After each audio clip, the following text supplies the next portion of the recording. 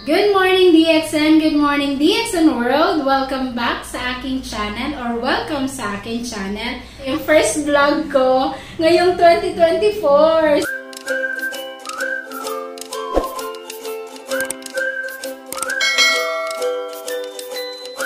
Meron ako ditong kasama na isa sa aking bagong friendship.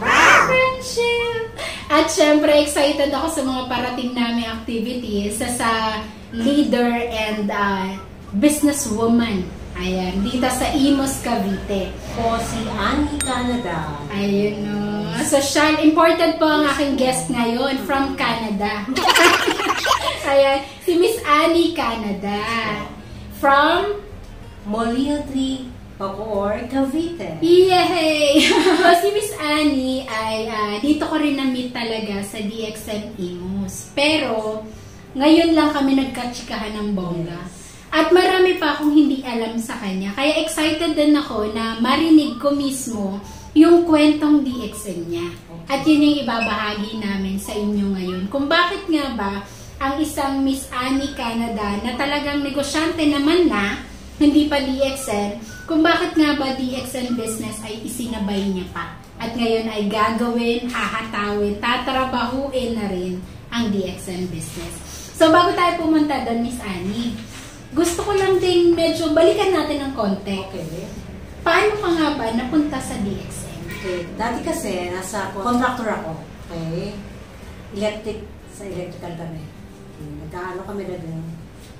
Lalagay kami ng mga sensor sa mga factory.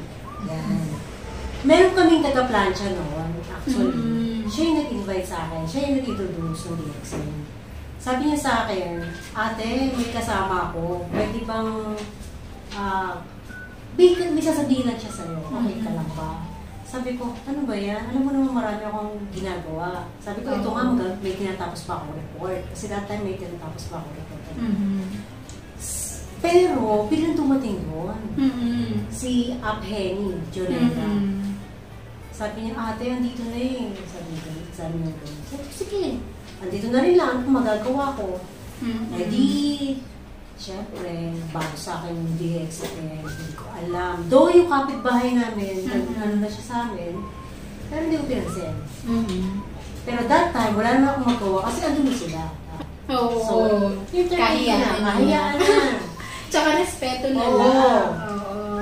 Eh, paliwanag niya about the business. Sabi ko, hindi ko siya tinako eh. Hindi ko na kailangan. Sabi ko, ito nga, tinatrabaho ko pa to. So, wala, tinuloy niya lang. Explain niya lang sa akin. Wala ako na ko, pero wala akong maintindihan. Sabi ko, wala ka siya, sige lang. Eh di, kwento siya about the DX and explain niya how to do the business. And sabi ko, pasensya na, wala akong time para dyan. Kasi that time, talagang may tinatapos ako. Kailangan ko na yun. Sobrang busy as contractor. Contractor talaga. So, ayun, nung natapos yung project ko, naisip ko yun. Naalala mo. Naalala ko. Teka lang, may migraine kasi ako eh. Yun yung ano sa akin ko. So, nabanggit din pala yung product? Yung product. Napasadahan na yung RGNG. Oh, wow. And then, ginawa ko, since binigay naman sa akin yung address, pinuntahan ko. Oh, wow. Okay. Si Up Rafi yung nandoon. Speaker that time. Rafi Mangundaya. Yes. Ayan. Sabi ko, look, parang, talagang yung kilay taas kasi, syempre, nasa business na ako. So, syempre, mas ako doon. Comfort zone ko na yun eh. Mas alam ko yung kitaan doon eh. Kasi hinarap ko na yun. So, pero, ang good thing sa akin, binabalik-balikan ko siya. Every time meron akong time, so-attend talaga ako. Ay, wow! No time. And then, without his knowledge, nag-file ako application ko. Oh, wow! Kasi sinabi ko na sa kanya, nag-ano na ako, nag-fail na ako ng... Ay, ang galing! Potential, sabi ko ganun. Hindi katulad ng business ko, talagang trabahong malpet. Sabi nga, trabahong malpet talaga. So, yun, doon nag-start.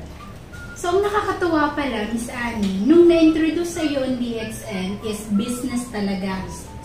At kahit negosyante ka na nung time na yun at kumikita ng maganda, nagka-interest ka pa rin alamin at balik-balikan. Yes. So, kailan mo po nakilala naman yung products? Yung product follows na. Oh, Nung nakita ko yung business, sabi ko, uy, parang try ko nga itong 1246 na kung sinasabi nila, which is the RGGL. Yes, yes. Kasi yun yung main product talaga nun. Wala pa yung kape, hindi ko pa ano yung kape. Kasi talagang RGGL ako. And then, nung na-try ko yun, uy, teka nga, maganda yung product sabi, nilagay daw ito sa kape. Coffee lover ako talaga. Ay, so doon na nag-start. DXN Coffee na rin. DXN Coffee. Till now. Oo. So, paano naman, Miss Annie, yung... Kasi, di ba, graduate ka po ng... Industrial Engineering. Industrial Engineering. So, talagang, kumbaga, professional ka na. So, nasa isip mo nun, hindi ko na kailangan tong business na to. Ang swerte ng apply mo, ha? Oh. Kasi, wala siyang masyadong effort. Ikaw yung nagkusa na bumalik-balik sa opisina para alamin, ano ba meron dito sa DXN na to? So, yun talaga din ang isang magandang gawin or magandang sikreto din talaga eh. Para maunawaan natin kung anong meron sa DXN, businessman yan or yung products natin, umattend ng seminar. Miss Annie, kailan mo naman inumpisahan na gawin itong DXN business? Ngayon na! Ayun na! Ngayon na! This is the serious part of it. Oh, wow! Seryoso na talaga. I mean, no ifs, no buts. Basta gawin ko. Gagawin ko siya. Grabe. Kasi nakita ko na talaga. Na-excite ako doon. Sobra. Diba? Kahit ako, Miss Karen, talaga. Grabe. This is it. Kaya yung mga nag-umpisa pa lang, huwag na mag-second thought. No doubt, kailangan gawin mo. Kasi the system is there. Nandun na kami, nakita na natin. So, the system is there. Kung na talaga. Oh, gawa na siya eh. Ikaw na lang ang kulang. Ako na lang yung kulang. Ako yung may mali. Okay, so, ngayon, ito na yun. Ayun, no? Pero curious ako, Miss Annie. Kasi, kumbaga, ngayon mo palang uumpisahan talaga ang DXN as your business na rin. Pero, sa ngayon ay Star Diamond position ka na. Ano yun? Tinarabaho mo ba yun? Or parang petik lang? Or paano yung latag na ginawa mo no? Ang ano ko lang noon is yung kinusok ko yung mga kaibigan ko. Pinatry ko yung products. Naging interesado. Tapos, nag-member. Okay. Nag-avail ng discount card. And then, bumibili ng product. Hanggang sa nalaman ko, gumalaw na rin pala. Oh, wow. Gumalaw na rin siya. Nag-wash siya ng mga fresh niya, tao niya. Tapos, alaman ko lang, uy, sarugin na nga actually yung isa. Ay, ang galing! Sarugin na. So, nagkaroon pa nga ako ng international check. Oh, wow! Yes.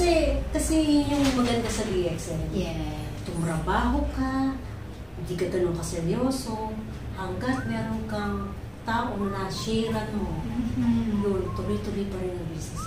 Ay, grabe. Walang risk. Yun. Walang talo. Yes. Kaya go na. Go na talaga. Grabe. Go na. Oh. Lalo na ngayon, talagang nung nagsimula yung parang mga online businesses, mas na na-encourage mo yung mga dating tao na why not try doing it again. Nagugulat na nga lang ako kasi nagme-message sa akin, Ate Annie, nasa DXN Center Imus ka. Kasi bakit? Diyan ka rin mo na-purchase. Opo, bumalik lang po ako. Ay, mga! Bumalik sa'yo. Kaya ngayon, na-excite din ako talaga. Kasi nagugulat ako na nagbabalikan na sila. Ay, wow. Kasi nakikita nila, madalas ka dito. Yun nga rin. Tsaka masipag ka umatan ng training. Yun nga. Kaya nahahatak mo sila. Training or ang pag-aaral talaga, lalo sa negosyo, is napaka-importante. Importante talaga. Pero, Miss Annie, yung time na, di ba, syempre, para tayo mag-diamond, kailangan natin ng 6 na star agent. So, nung panahon na yun, alam mo din yun. Oo. So, nilatag mo rin talaga yung mga kaibigan mo. Ang nakakatuwa, blessing, na gumalaw din sila. Gumalaw din. Wow! nakakatuwa sa DXN. Oo. Ma-amaze ka na lang na, uy, talaga? Ala, grabe. Kasi talaga huwag ka lang magsawa. Parang gawin mo siyang routine. Kausapin mo lang, kumausap. Yes. Kwento lang ng Kwento kwento. lang ng kwento. Hindi mo man makuha agad yung huwag mong isipin yun. Ang isipin mo lang, may shinare ako.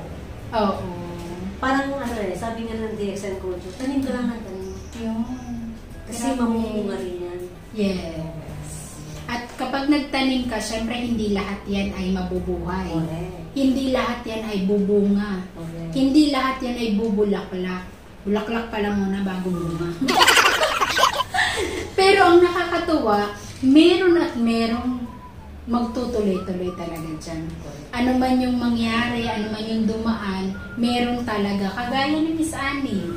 May 6 na bumunga, naging star agent. Hindi pa yung tinrabaho Ano pa ngayon? Natatrabahuin. Wow, proud ambassador na to. Oh, yan yung grabe. end goal Totoo yan. Sa pagdi-DXN kasi natin, merong tinatawag na long-term goal at merong short-term goal. Ang short-term goal talaga, kung business ang target natin is diamond, short-term yan. Kasi target yan, goal yan. Pero ang long-term, don't stop hanggat hindi tayo nagka-crown ambassador. Kasi yan yung pinakapahinga na natin eh. So, Miss Annie, share mo naman. Sa kabila ng, sa ngayon nga po pala, para may paalam na rin natin sa ating mga viewers, ano-ano pa yung ibang traditional business na meron yan? Meron kami family business na Japanese restaurant sa SM Center Imus. You can drop by there, Umeya FDC. Ayan. Isa na doon ako, nasa kitchen ako, to supervise, isa nasa sushi bar, isa nasa dining room. So, katulad ng DXN, kailangan inaalam mo lahat. Yes. Hindi pwedeng nag-DXN ka lang. Ang masishare ko lang or para ma-inspire yung iba. Okay? Huwag ka lang mag-DXN lang. Sabi nga DXN is a good opportunity. Maraming MLM company, pero DXN lang yung maganda yung marketing plan. Yes. Member ka rito, member ka sa lahat. So what else? Ano pa? Yung marketing plan natin, grabe. Napakaganda. Ma-amaze ka talaga na ang ating founder talagang may puso. Importante talaga yun. Kasi yung happiness and fulfillment, yun yung end goal niya. Okay? Nandito na siya. Sana tayo din para ang ganda ng feeling. Hindi ka lang wealthy, hindi ka lang healthy. Kaya nga yun yung vision to promote health, wealth, and happiness. You know. Diba? Kumpleto po sa DXN. Yes. Yun yung maganda Kaya hindi ako nawawala sa DXN. Kasi nga, dito lang yung complete na pwede mong gawin sa buhay. Ayun, andito na lahat. Andito na lahat. Grabe.